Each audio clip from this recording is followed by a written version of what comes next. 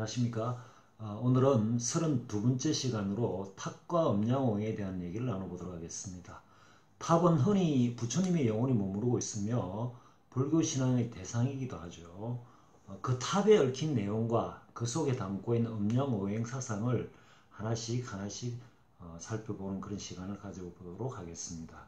탑에는 원래 타파를 줄임말로 스투파, STUPA죠. 투파라는 범어를 한자로 표기, 그러니까 음력한 것입니다. 소리 나는 대로.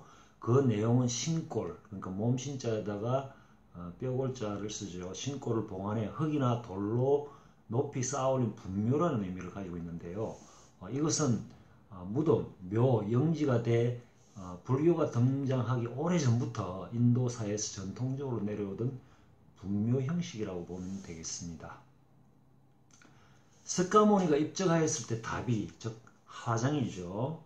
를 하였고 8마리의 사리가 수습되어서 8나라의 사리를 나누어 탑을 세우고 부처님 사리를 봉안했는데요.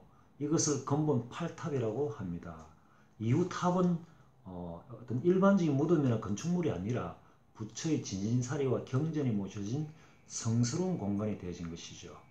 그래서 고대에서는 불상이 만들어지기 전에 최고의 예배처로 탑이 그 역할을 하였다가 점차 탑 주위에 수행처가 만들어짐으로써 자연스럽게 탑이 수행처, 즉 사찰이죠. 사찰 안으로 위치하게 되었던 것입니다.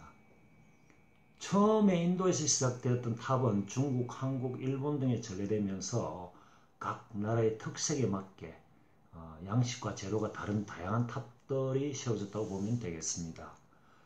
우리나라의 탑의 형식은 중국, 일본과는 달리 탑의 청수를 홀수로 하고 있으며 수평인 기단은 짝수로 하고 있는데요. 이러한 관념 불교 교리나 사상을 근거로 하고 있는 것이 아니라 고대 동양의 우주관인 음양의 사상에 바탕을 두고 있다는 것입니다.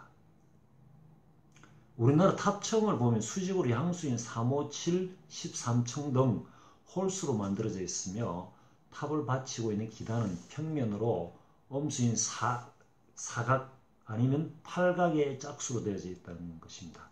이처럼 탑에는 음양의 조화를 이루어 하늘은 시간, 땅은 공간, 탑에 계신 부처님의 영혼은 중생과 함께 존재하고 있는 것이라고 보면 되겠습니다. 탑의 청수를 홀수인 양수로 택한 것은 짝수인 음수를 배척한다는 의미와 함께 길상관념의 세계를 담고 있다는 것입니다. 탑의 청수에 사용된 3579의 의미와 10층으로 조성된 이유를 하나씩 살펴보게 되면은 첫 번째 3은 동양의 수리 철학에서 가장 완벽한 숫자로서 동양의 삼재 사상인 천지인을 표상하고 있다는 것입니다. 3은 모든이라는 말을 붙일 수 있는 최초의 숫자이며 처음과 중간과 끝을 모두 포함한 전체의 의미로도 쓰이고 있다는 것입니다. 3은 1과 2를 더하여 이루어진 숫자로서 1과 2는 각각 양과 음을 뜻하고 있으므로 3은 완전한 숫자로 볼 수 있다는 것이죠. 그리고 불교를 구성하는 세 가지 기본 요소인 삼법, 불법성이죠. 즉 부처님의 가르침, 그 다음에 스님을 나타내기도 한답니다. 두 번째, 5는 소우주로 인간을 나타내고 있다는 것인데요. 아시다시피 5는 1에서 10에 이르는 중간의 수로서 5는 천의의 수라고 하는데요. 즉 5는 오행, 목화 토금수죠.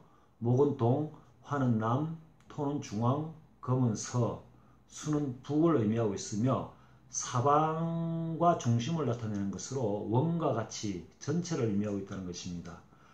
불교 심장에서는 네 방향과 중심을 합하여 5라는 숫자가 되므로 보편성을 상징한다고 보면 되겠습니다. 세 번째로 7은 대우주를 나타내는 숫자로서 천지인과 사시, 넉사자에서 떼시자입니다.